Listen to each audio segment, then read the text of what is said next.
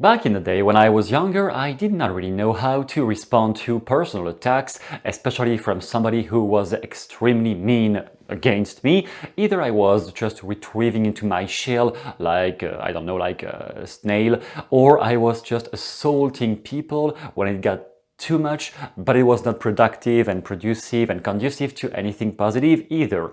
The main reason this was happening in my life, in myself, was because I used to bottle up too many feelings while never expressing them in any sort of way. As a result, I was basically getting numb and unemotional, and some people, especially in high school, used to think that I was just a psychopath because I was never showing anything, but it was because I had been bottling up so much anger and sadness and guilt for whatever thing that I didn't even know how to communicate that anymore. On the opposite, today, after having worked on those skills and some more emotional maturity around the topics that I need to communicate about, I can always clear a room whenever I need to do so. I can make people go quiet in my presence if I need to get a word in, and I can change the conversation in my favor whenever I need it. So I can earn respect without having to force in order to get it, and I would say that barely anyone at this point dares to challenge me face to face without proper evidence built up, and even with some evidence built up for why did I do something wrong, they are gonna have a really hard time convincing me if I don't wish to be convinced. And I can always change my mind if it is said politely. That is a big thing. When somebody is attacking me without any politeness just to impose something, then I'm gonna make sure I can shut them down extremely fast. And that is what I wanted to talk about here in this video. Because retrospectively, the main method I am using right now that allows me to earn respect in any conversation and get people to stay quiet when I have something to say, even if they are being really obnoxious and really confrontational. The main thing I am using is not what you might expect. It is not to always use that type of hypnotic line or to use a metaphor or to try to be aggressive. It is actually all of them and none of them at the same time. It is a mix, and the whole goal is to be fluid between all the approaches. Mostly, we talked about this recently with somebody who commented on a previous video, the yin-yang strategy. Whenever you want to hit in martial arts, hard part of the body, like the skull here, like the knuckle, like the rib cage. When you want to hit something hard, and we will explain what hard means in communication skills, you need to hit it with a soft part of your body. If you hit something hard, something strong with something strong like the knuckles, like this, the person might get hurt, but you are going to break your hand in many occasions. On the reverse, if you hit that part of their body with a soft palm of your hand, they could get like injured or at least get some trouble, and you won't hurt yourself if you hit with that. On the reverse, if you want to hit their stomach, then hitting with a soft part, a soft against a soft, not gonna do much. But hitting a soft part with a strong knuckle, then you're going to cause a lot of damage. The whole philosophy is whenever you notice somebody is getting really confrontational with you in yang energy, in harsh energy, then you need to act more softly. At least it is the first intuitive thing I would do. Then maybe in some occasions the hard will still work, but in many times I would go more soft in those cases. On the reverse, somebody who is just complaining and staying quiet and staying polite, but just endlessly being negative and complaining, then a bit of harsh, authoritative father figure can really seal the deal extremely fast if you want to make them stop complaining. So it is about adaptation, and I remain flexible. To give you a summary, the yin energy is much more, metaphorically speaking, of course, it is much more being soft, malleable, making amends more often, or at least initiating amends, being gentle, polite, more calm, and quite almost like mellow sometimes. I was wondering if you find it difficult for celebrities to talk about their sexuality. I don't find it difficult for celebrities to talk about their sexuality. Are you asking me about my sexuality? Sure. Why? Why? Thank you. Okay. ¿Te merece que las mujeres cobren menos que los hombres en el tenis y que en qué crees que se basa esa desigualdad. Gracias. Pues no lo sé.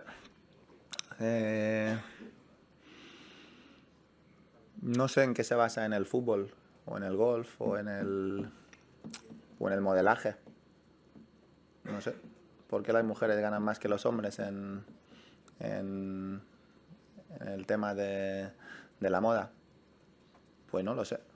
Pero ahí sí que tampoco hablamos todo el día de diferencia salarial. On the opposite, the yang energy is much more about being dominant, sharp, borderline disrespectful if you sense there is some use for it in the conversation at hand, and you may even use tactical insults like "fuck it, I hate that fucking shit."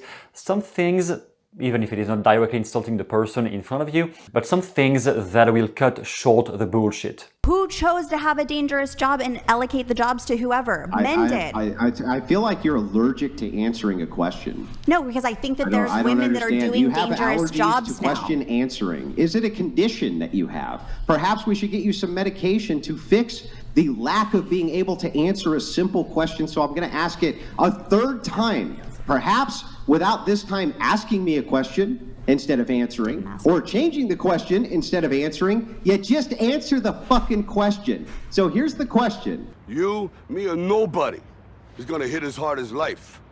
But it ain't about how hard you hit. It's about how hard you can get hit and keep moving forward. How much you can take and keep moving forward. That's how winning is done. Now, if you know what you're worth, now go out and get what you're worth. But you gotta be willing to take the hits and not pointing fingers saying you ain't where you wanna be because of him or her or anybody.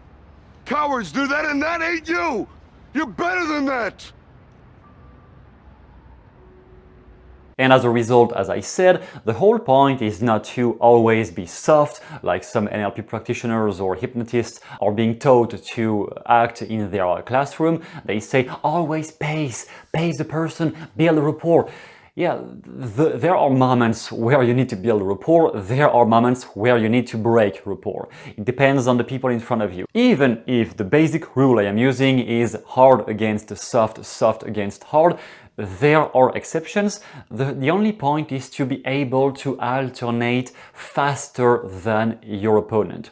If you can mix between being strong, dominant, assertive, and the second after being quiet and chill and mellow and just making amends, and then you can switch back to really dominant and putting into place the things you want to happen, and then going back to quiet and gentle and looking around and not making too much eye contact. If you can alternate like this non-stop, like a top-level boxer who can go chill and relaxed and then hitting super hard, then very, very, very few people can counter-attack you, can defend against that. They don't know anymore what to do, they don't know anymore what to say, because they simply don't know what to expect with you. That is the whole philosophy I have developed over the years.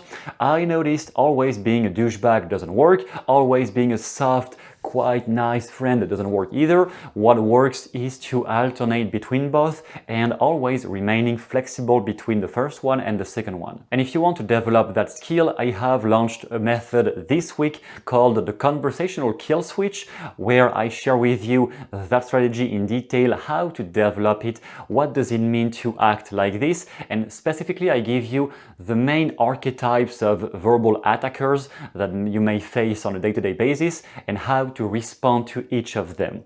With some of them I will tell you need to act soft first. With some of them I will tell you act harsh and dominant first, but not too long. And some of them I will tell you just get the hell away from here, because if you stay around that person, that's going to be massive danger. They can pull the strings of your psyche.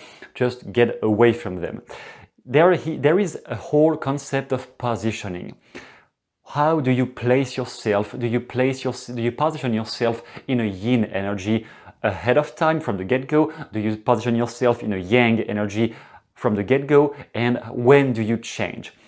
Once this is clear, and I give you a straight model to figure out when to change with the method down below, conversational kill switch, once you can do that, then no one can really hold the frame against you, no one can really shut you down. You can shut them down though very easily, because you will play on their weaknesses. Instead of battling idiot against idiot, just hitting each other, you will turn around, play on their one weakness they haven't spot, and you can shut down any nasty argument that they are making against you, any degrading statement they have to try to degrade you. You can shut that down extremely fast. And as a result, you earn much more respect whenever you want to communicate. I have included 5 different language patterns, or should I say communication strategies, based on the types of attacks you are receiving. So you have the types of verbal attackers on the personality profile, and you have the specific types of language that can be used against you and how to defend against it, and always maintain the frame without having to yell at each other. Even when I say, by the way, being harsh and dominant, that still doesn't mean yelling, by the way. You don't have to yell, you don't have to be physical, you don't have to. I would keep that for really extreme cases when you are in danger, in physical danger. Outside of this, you don't even have to. And even in physical danger, I have examples of when I used that stuff to decrease aggressiveness without even having to grip somebody at the neck or anything. You don't even have to do that. Your language alone, your conversational skills alone are more than enough to shut down anyone and to make people go quiet around you, and to make them respect you whenever you want to earn their attention. That is more than enough. So you have this whole method down below. It is called the conversational kill switch, the 5 tactical interrupts that can stop any heated argument quickly and easily whenever you need to. It is available until Sunday, and I will see you there if you wish to develop that skill for yourself. Thanks a lot for watching, see you soon, and good luck.